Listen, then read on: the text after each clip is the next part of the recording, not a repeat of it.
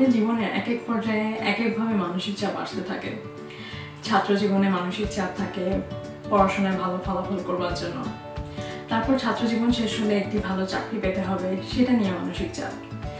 চাকরিটা পেয়ে যাওয়ার পরে তারপর মানসিক চাপ আসে, চাকরিতে ভালো করতে হবে, সামনের দিকে এগিয়ে যেতে হবে, চাকরিটাকে টিকিয়ে রাখতে হবে, সেদিক থেকে মানসিক চাপ। তারপরে মানসিক চাপ আসে কখন বিয়ে করতে হবে তা নিয়ে। বিয়েটা হয়ে যাওয়ার পর কিন্তু রেহাই নেই, তারপরে সংসারটাকে টিকিয়ে রাখতে হবে, সেই মানসিক চাপ। সুন্দর ভালো জীবনযাপন করতে হবে, আরো বেশি অর্জন করতে হবে, সেদিক থেকে আসে মানসিক চাপ। তারপর আসে আস্তে আস্তে বাচ্চা কাচ্চা কখন নিবে, বাচ্চা কেন হচ্ছে না, মানুষের কথার মানসিক চাপ। বাচ্চা কাচ্চা হয়ে যাওয়ার পর কোনো রেহাই নেই। বাচ্চা কাচ্চা হয়ে যাওয়ার পর বাচ্চাটিকে সুন্দরভাবে লালন পালন করতে হবে। বাচ্চাটি যখন ছোট থাকে তখন থাকে একরকম মানসিক চাপ, বাচ্চাটি বড় হয়ে যাওয়ার পর থাকে আরেক রকম মানসিক চাপ। মানুষের জীবনে এরকম সরলরেখার মতো মানসিক চাপ কিন্তু এগোতে থাকে না, শাখা প্রশাখার মতো আশপাশ থেকে বিভিন্ন উপাদান যোগ হতে থাকে। এই যে মানসিক চাপ, তা থেকে দূরে সরে যাওয়ার কোনো উপায় নেই, পালিয়ে যাওয়ার কোনো রাস্তা নেই। তাহলে আমরা কি করব? মানসিক চাপ তো আমাদেরকে ক্রমাগত ক্ষয় করে ফেলছে, আমাদের শরীরকে দুর্বল করে ফেলছে। আমরা যা করতে পারি মানসিক চাপকে নিয়ন্ত্রণ করতে পারি। প্রথমত নিজেকে আমরা তৈরি করে ফেলতে পারি মানসিক চাপ নিয়ন্ত্রণের জন্য। দ্বিতীয়ত মানসিক চাপ আসলে কিভাবে সেটাকে সামলাবো তার জন্য তৈরি হতে পারি। আজকে আমি মানসিক চাপ সামলানোর কয়েকটি উপায় নিয়ে আপনাদের সাথে কথা বলবো, যে উপায়গুলো অনুসরণ করে আমি নিজেও ভালো ফলাফল পেয়েছি। মানসিক চাপ নিয়ন্ত্রণের উপায়গুলো জানতে সাথে থাকুন শেষ পর্যন্ত। আমার চ্যানেলে যারা নতুন এসেছেন তাদেরকে জানিয়ে দিচ্ছি, আমার নাম ফারজানা হক। প্রতি শুক্রবার আসছি আপনাদের জন্য একটি নতুন পর্ব নিয়ে। আমার চ্যানেলের পর্বগুলোর খোঁজ পেতে চ্যানেলটিতে সাবস্ক্রাইব করুন, পাশে বেল আইকনও চাপ দিয়ে রাখুন। আর এরই মধ্যে যারা চ্যানেলটিতে সাবস্ক্রাইব করে ফেলেছেন তাদেরকে অসংখ্য ধন্যবাদ। পর্যাপ্ত পরিমাণে ঘুমাতে হবে। একজন মানুষের জীবনে পর্যাপ্ত পরিমাণে 6 থেকে 8 ঘন্টা ঘুমানো খুবই জরুরি। পর্যাপ্ত পরিমাণে ঘুম মানসিক চাপ রোধ করতে আমাদেরকে সাহায্য করে। প্রতিদিন চেষ্টা করব একটি নির্দিষ্ট সময়ে ঘুমাতে যেতে এবং নির্দিষ্ট সময়ে ঘুম থেকে জাগতে। এতে করে আস্তে আস্তে আমাদের শরীর ঘুমানোর জন্য ঘুমের প্যাটার্নটি বুঝতে পারবে, কোন সময় আমরা ঘুমাতে যাচ্ছি এবং কোন সময় আমরা ঘুম থেকে উঠবো। তাতে করে প্রতিদিন একই সময়ে শরীর আপনাকে নির্দেশ দিবে ঘুমাতে যাওয়ার জন্য। আপনার ঘুমের ভাব আসবে, আপনার ঘুমাতে ইচ্ছা করবে। তখন সাধারণত দেখা যায় ঘুমাতে যাওয়ার সময় আমরা ফোন ব্রাউজ করি। আমাদের স্মার্টফোনগুলো থেকে এক ধরনের নীল রশ্মি নির্গত হয়। এই নীল রশ্মি দিনের বেলা বাইরে রোদের মধ্যে স্মার্টফোনটি দেখতে সাহায্য করে। যখন আমরা রাতে ঘুমের আগে ফোন ব্যবহার করি বা ফোনে ব্রাউজ করি, সেই নীল রশ্মি আমাদের শরীরে প্রভাব ফেলে। তাতে আমাদের ঘুমের যে প্যাটার্নটি প্রতিদিন একই সময়ে ঘুমাতে যেতে হবে এবং একই সময় আমরা ঘুম থেকে উঠবো, সেই প্যাটার্নে ব্যাঘাত ঘটায়। এর ফলে আমাদের ঘুম আসতে দেরি হয়। তাতে এক্ষেত্রে আমরা কি করতে পারি? এক্ষেত্রে আমরা যেটা করতে পারি, ফোনটিকে ঘুমাতে যাওয়া আধা ঘন্টা থেকে 1 ঘন্টা আগে আমরা ফোনটিকে দূরে সরিয়ে রাখতে পারি।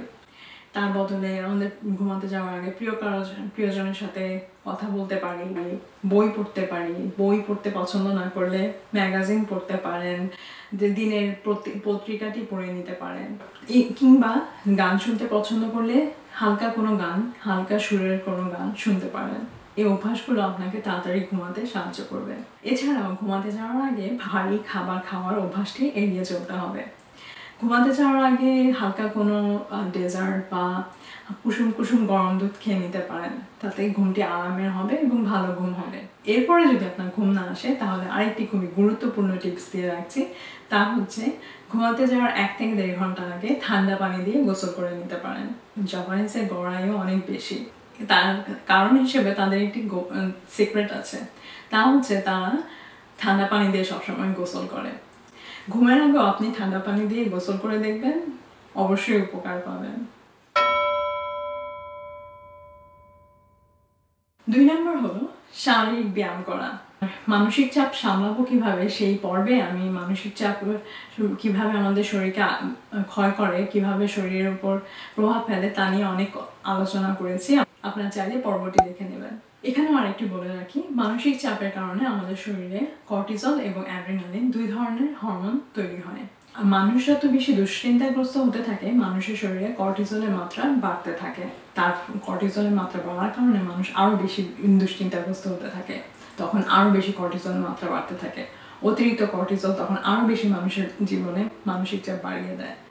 এর ফলে কি হয়, মানুষের শরীরে কর্টিসল বাড়তে থাকে এবং মানসিক চাপ বাড়তে থাকে, এর মধ্যে একটা সাইকেল তৈরি হয়। মানসিক চাপ এবং কর্টিসলের দুষ্ট চক্রে আমরা পড়ে যাই। সেক্ষেত্রে আমরা কি করতে পারি, কর্টিসলের মাত্রা কমাতে পারি। কর্টিসলের মাত্রা কমানোর জন্য আমরা যা করতে পারি সেটা হচ্ছে নিয়মিত ব্যায়াম করা। টিএইচ স্কুল অফ পাবলিক হেলথের তথ্য অনুযায়ী প্রতিদিন একজন মানুষ যদি 15 মিনিট হাঁটে তাহলে তার শরীরে কর্টিসলের মাত্রা 26% কমে যায়। তাহলে আমাদের কি করতে হবে, আমাদের এখন প্রতিদিন নিয়মিত হাঁটতে হবে। আমরা প্রতিদিন 20 থেকে 30 মিনিট হাঁটতে পারি, তাতে হচ্ছে আমাদের শরীরে কর্টিসলের মাত্রা অনেক কমে যাবে। এছাড়াও হাঁটা ছাড়াও আমরা ব্যায়ামও করতে পারি। ব্যায়াম করতে পছন্দ করলে আমরা ব্যায়াম করব, হাঁটতে পছন্দ করলে আমরা হাঁটবো। হাঁটার সময় আমরা চেষ্টা করব যেন হাঁটাকে সম্পূর্ণ উপভোগ করতে। তখন হাঁটার সময় আমরা অন্য কোনো কিছু চিন্তা করব না, আশপাশের পরিবেশটি উপভোগ করব, পাখির গান শুনবো, আশপাশে বাতাসের গন্ধ নেব, গাছগুলো দেখব এবং হাঁটার সময় আপনার শরীরে কেমন পরিবর্তন হচ্ছে, কেমন বোধ হচ্ছে সেইগুলোর দিকে আমরা নজর দিব। অন্য কোনো বর্তমানের মধ্যে থাকবো, ভবিষ্যৎ বা অতীত কোনো কিছু নিয়েই হাঁটার সময় বা ব্যায়াম করার সময় আমরা চিন্তা করব না। শুধু হাঁটা বা ব্যায়াম করাকে উপভোগ করুন।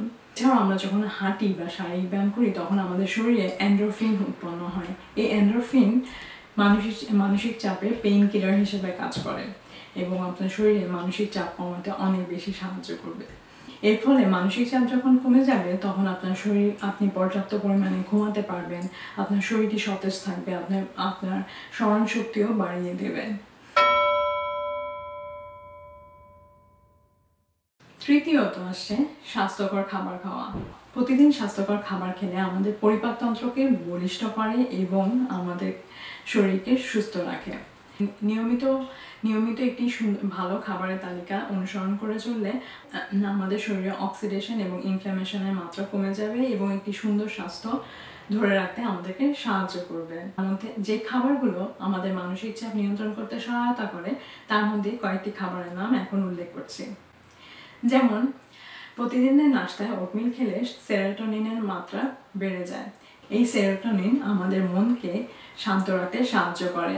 এছাড়াও হোলগ্রেন রুটি খেতে পারেন। সাদা কার্ব যেমন সাদা ভাত, আলু, সাদা রুটি এবং চিনি জাতীয় খাবারগুলোকে আমরা এড়িয়ে চলতে পারি। কমলা আমাদের শরীরের জন্য একটি ভালো ফল, এর মধ্যে হয়তো আমরা অনেকেই জানি। এবং তার মধ্যে আমি আরেকটু যোগ করতে চাই, কমলা আমাদের স্ট্রেস হরমোনকে কমাতে সাহায্য করে। তাই প্রতিদিনের খাবারের তালিকায় একটি কমলা রাখতে পারেন। শরীরে ম্যাগনেসিয়াম যখন কমে যায় তখন আমাদের মাথা ব্যথা এবং শরীরে ক্লান্তি বেড়ে যায়। ম্যাগনেসিয়াম বাড়াতে পারি আমরা কিভাবে? পালং শাকের মধ্যে ম্যাগনেসিয়াম আছে, তাই নিয়মিত আমরা পালং শাক খেতে পারি। এছাড়াও পালং শাক যদি আমরা খেতে পছন্দ না করি তাহলে আমরা সবুজ শাকসবজি খেতে পারি, তাতে শরীরে ম্যাগনেসিয়ামের মাত্রা নিয়ন্ত্রণে থাকবে।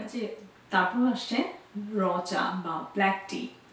র চা আমরা যেটা খাই সেটা শরীরের জন্য খুবই ভালো। স্টাডিতে দেখা গেছে 2টি গ্রুপ যারা 4 সপ্তাহ টানা র চা খেয়েছেন এবং আরেকটি গ্রুপ যারা নিয়মিত অন্য পানীয়গুলো খেয়েছেন, 4 সপ্তাহ যারা টানা ব্ল্যাক টি খেয়েছেন তাদের মধ্যে শান্ত থাকার প্রবণতা এবং তারা মানসিক চাপের মধ্যে থাকলেও তাদের শরীরে কর্টিসলের মাত্রা কম মাত্রায় দেখা গিয়েছে। তাই নিয়মিত র চা বা ব্ল্যাক টি খেতে পারেন। এছাড়া আমরা প্রতিদিন প্রচুর পরিমাণে পানি খাওয়ার চেষ্টা করব। এই গেল স্বাস্থ্য নিয়ে টুকিটাকি। তার মানে আমাদের পর্যাপ্ত পরিমাণে ঘুমাতে হবে, শারীরিক ব্যায়াম করতে হবে, স্বাস্থ্যকর খাবারগুলো নিয়মিত খেতে হবে। তারপর আসছি ব্রিদিং নিয়ে। ব্রিদিং আমাকে অনেক সাহায্য করেছে এবং আমি মনে করি ব্রিদিং প্র্যাকটিস আপনাদেরকেও সাহায্য করবে। এই অনুশীলনটি শরীরের রক্তে কর্টিসলের মাত্রা কমাতে সাহায্য করে, তাতে করে আপনার মানসিক চাপ কমাতেও সাহায্য করবে। আমি মানসিক চাপ সামলাবো কিভাবে সেই পর্বেও আমি কিভাবে ব্রিদিং অনুশীলন আমাদেরকে অনেক সাহায্য করে সে সম্পর্কে অনেক কথা বলেছি। আগ্রহী হলে সেই পর্বটি দেখে নেবেন। আর এখন আমার সাথে 5 বার নিঃশ্বাসের প্র্যাকটিস করুন এবং এভাবে প্রতিদিন 3 থেকে 5 মিনিট 3 মিনিট 5 মিনিট 10 মিনিট ব্রিদিংয়ের অনুশীলন করবেন। আমি 5 বার গভীরভাবে নিঃশ্বাস নিচ্ছি এবং ছেড়ে দিচ্ছি আপনাদেরকে দেখানোর জন্য যে কিভাবে ব্রিদিং অনুশীলনটি করতে হবে। আমরা শ্বাস প্রশ্বাস নেওয়া অনুশীলন করার সময় সোজা হয়ে বসে আমাদের পা যেন মেঝেতে থাকে এবং আমাদের মেরুদণ্ড যেন সোজা থাকে, এমনভাবে আমরা বসবো। চোখ খোলা রেখে আমরা নিঃশ্বাস নিব, তারপর আস্তে আস্তে আমরা চোখ বন্ধ করে দিব।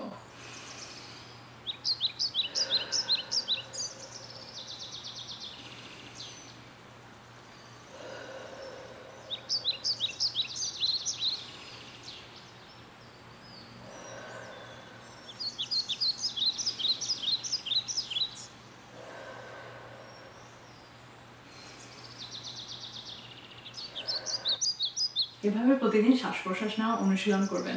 নিজের জন্য সময় বের করবেন। 30 মিনিট হলেও নিজের জন্য সময় বের করবেন। সেই 30 মিনিটের প্রথম 5 থেকে 10 মিনিট শ্বাস প্রশ্বাস নেওয়া অনুশীলন করবেন বা মেডিটেশন করবেন, আর তারপরে 20 মিনিট হাঁটা চলা বা ব্যায়াম করবেন। আপনার মনের এবং শারীরিক পরিবর্তনটি নিজেই লক্ষ্য করতে পারবেন। 5 নম্বরে আসছে ইতিবাচক মন মানসিকতা। প্রতিটি দিন উপভোগ করার চেষ্টা করুন। প্রতিটি দিনে সুন্দর সুন্দর যে ঘটনাগুলো ঘটছে সেগুলোকে লক্ষ্য করুন এবং সেগুলোর জন্য কৃতজ্ঞ থাকুন। দিন শেষে ডায়েরিতে লিখে রাখুন আপনার জীবনের কোন বিষয়টির জন্য আপনি আজকে কৃতজ্ঞ বোধ করছেন। চারপাশে ভালো কিছু বন্ধু রাখুন, যাদেরকে সম্মান করেন, বিশ্বাস করেন এবং যাদেরকে সাথে আপনি মন খুলে কথা বলতে পারবেন। মনের মধ্যে কষ্টগুলো চেপে না রেখে কথাগুলো কারোর সাথে শেয়ার করুন। যে প্রতি সপ্তাহের কাজের তালিকা, সেই তালিকাগুলো আগে থেকেই তৈরি করে ফেলুন এবং তাতে আপনার মাথায় বারবার মনে রাখতে হবে না যে আপনার কোন কাজটি আসছে, এরপরে কোন কাজটি করতে হবে, আপনি শুধু আপনার যে কাজের তালিকা, সেই তালিকাটি খুলে দেখে নিতে পারবেন যে আজকে এই সময় কোন কাজটি আপনার করতে হবে। এই অভ্যাসটি আপনার মানসিক চাপ মুক্ত রাখতে আপনাকে অনেক সাহায্য করবে। আমি আশা করি এই ভিডিওটি মানসিক চাপ মুক্ত রাখতে আপনাদেরকে অনেক সাহায্য করতে পারবে। আমাকে যেহেতু সাহায্য করতে পেরেছে, আপনাদেরকেও সাহায্য করতে পারবে। আমার ভিডিওটি ভালো লাগে অবশ্যই একটি লাইক দিয়ে দিবেন, কমেন্ট করবেন, সাবস্ক্রাইব করে পাশে বেল আইকনে চাপ দিয়ে রাখতে ভুলবেন না। সবাই অনেক অনেক অনেক বেশি ভালো থাকবেন। ধন্যবাদ।